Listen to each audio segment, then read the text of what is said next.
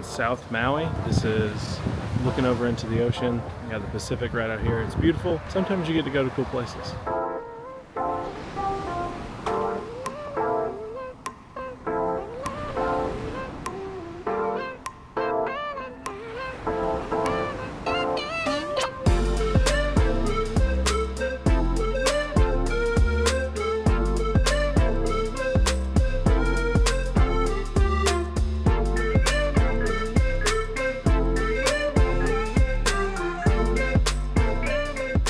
Starting down here by the beach in South Maui, we're going to work our way up the hill, and then we're going to get into the really thick stuff to get the LiDAR. It's a little windy today, but that happens when you're on an island, but nothing that the M300 can't handle. The trip up to the site, it takes a little while. There's not actually a road straight up there, so right now I'm going kind of around. Right now we've got a lot of agricultural fields, and as the elevation goes up, there's really only one way to get there. It's about a 30-minute trip to the midpoint. We're gonna meet the guys up there, head to the site, get this LiDAR job done. Hey, my name is James Slentz. I'm with Maui Land Surveyors, based out of Upcountry, Maui. I am the field technician and field manager, and I perform all things field related. There's some of them are walls, some of them could be graves or culturally sensitive. We don't know what they are at this point, so identifying where they're at will be a big help. Trying to do that with standard methods would be not impossible, but it'd be less than preferred, as a lot of the bushes in there have thorns and are hard to get through. The terrain's very rocky. I think that with LiDAR, enough in there to capture vastly more than we could ever get with standard surveying. Entering it while staying within our property solely is another challenge, which is where LiDAR becomes the easiest and most effective way, I think, to capture this data. I'm not worried about it taking our jobs. I think it only assists us. We do want to use technology to our benefit. Not all surveyors are open to not just technology, but open to the forefront of what drones and or just technology as a whole brings to the table. Not that they can't do their job effectively, though if you don't stay on top of technology and what it has to offer, I think that you are going to slowly fall behind the curve, and we'd like to stay in front of that curve. And that's why we pursue LiDAR as well as any other technology that can assist and be beneficial to land surveying. My name is Lauren Eric Slentz with Maui Land Surveyors, the owner and operator of Maui Land Surveyors. I'm the principal surveyor here, Upcountry, Maui. When performing surveys in Upcountry, Maui is on the hillside of Haleakala volcano, which is kind of essentially located. So we have a variety of microclimates throughout Maui County. All have their own challenges when it comes to doing field work and performing field work. We're also, like James had mentioned, we're in a culturally sensitive area with lots of walls and rock formations that we'd like to get a better idea before any kind of development might happen. That's why our client doesn't want to go in there and do large swaths of clearing. They want to kind of be a little bit more sensitive with the area and get an idea of what's underneath the vegetation before doing any mass clearing. We bring LiDAR services to our surveying services to help augment and make our services more efficient, particularly when it comes to challenging projects, whether it be heavily vegetated areas that you want to get an idea of what's underneath the vegetation before doing any major clearing. LiDAR is a very effective tool that allows you to gather more data more quickly than traditional methods.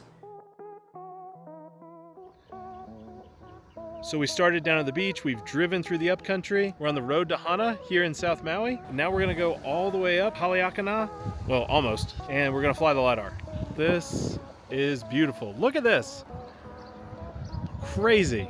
It's not easy to get up here. We're actually having to drive kind of around the side of the mountain. There is one road that goes pretty much directly to where we're headed on the site, but Oprah owns it and she's not answering my calls right now. I don't know why, but it still looks great.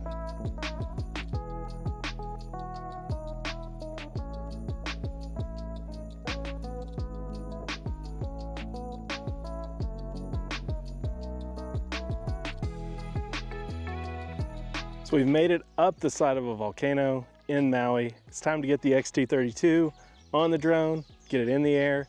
Let's fly some LiDAR. So compared to our Lahaina job on the west side of Maui, this is gonna be a lot lower, slower, and higher overlap. This site is thick. So we're really gonna have to push the limits of the XT32 to get the topo out of here. So we're looking for walls, like James said in the office, and we're getting some topo on the site. This is gonna be interesting. It's gonna be great though. What a beautiful day. God made a beautiful planet, I'll tell you that. Look at that. By the way, this is Oprah's driveway. Hey Oprah. So if you haven't seen the video yet talking about our recovery mapping for Lahaina, look in the description below, go give it a view. Yeah, can we talk about this view? Whoa. People still ask me, will LiDAR see through pine trees? Well, we're gonna push that to the limit today because it's pretty much a jungle over there. We're way beyond pine trees. And we're gonna do that and deliver it at survey grade accuracy with Maui Land Surveyors, our surveying partners here in Maui.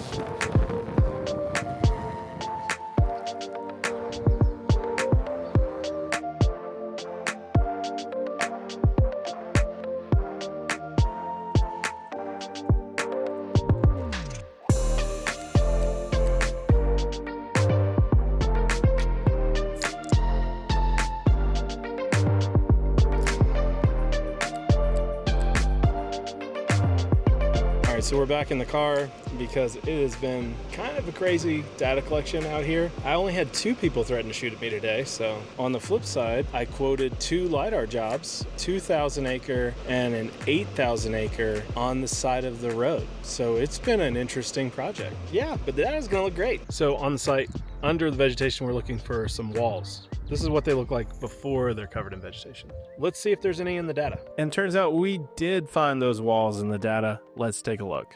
We've got the point cloud loaded in stitch3d.io, and we're gonna take a little dive through. And I wanna just take a look really quick at how thick this vegetation really was. You know, as we talked about earlier in the video when we were on site, kind of worried if we would be able to see through here, and the XT32 really outdid itself. So shout out to Inertial Labs and the RESEPI team. You can see, look at these ridges. You can see almost right down the pipe.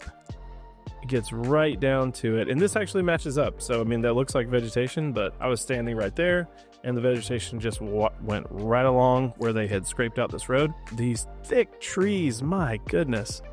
And it wouldn't be a Hawaii data set without some beautiful palm trees. But let's take a look from the entire point cloud where we derived this from. Look at this in Global Mapper, and if you've spotted it, let's load it in a little closer. Look at these open areas, these black areas right there where there's no points. That's because they've been classified out. These are not ground points, they are walls. We found them. In fact, we even drew them in so you can see them. So by using the different algorithms, so by taking really high quality LiDAR data and classifying it, we're able to get this derived point cloud that's got everything classified. So all we did in here is classify ground. You can classify lots of different things, but here we just wanted to see ground and not ground. And by doing that, we are able to easily visually see, hey, there's a wall over there. And what's extra cool is this is, you know, really great to have a point cloud. But as engineers and surveyors and other professionals, what do we want this to actually be? Well, we want it to be this. We want it to be a CAD file. So we've got a CAD file with 1-foot contours and the walls drawn in so that we can use that as a basis for the rest of the field survey. Look at that. This is beautiful. I love to see these lines. And what's cool here on the road, you can visually see, if you've read a topo map before, you know what that is. There's contour lines that match a road. And if you're looking around here, you can just see everything matches up how it should. Now, how did we get there, right? How did we know that this actually matched up? So we're going to play a little game called Find the Ground Control Target. I haven't seen it yet. There it is. So we found the target. Now we had several of these across the site and we were able to align all the data to those. And what's cool is not only just the targets, because I mean, the target's kind of easy to see, right? But across the entire site from our shots, we were able to get this within about 1/10 of a foot. So it's not going to get much better than that. I mean, this is just fantastic data. Let's take a look again at these contours. My goodness, they're beautiful. I just love to see this. This gets me so excited. I love it. So we've got Hawaiian contours right here. We've got the walls drawn in, and it's all in a CAD file that's easy for anybody to use and understand. That's in our space. So a lot of times you deal with people who say, yeah, we do LiDAR, we can do all this kind of stuff. You got to get something that you can use, right? Not something I want to play around with. Like, I could look at point clouds all day long and it'll be fun. And, we'll go through and we'll make digital terrain models and we'll change the colors and we'll do all this and do all that. That's great. But you need it to be something that you can use. We got it right here. So super exciting how we can go from a point cloud to some process data to a digital elevation model to creating contours in a full DWG with everything our client needs. Shout out to Maui Land Surveyors. Eric and James are doing a great job. And just like James said, there's walls in there, and now we know exactly where they are. If you like this video, make sure to like and subscribe. We've got a lot more coming.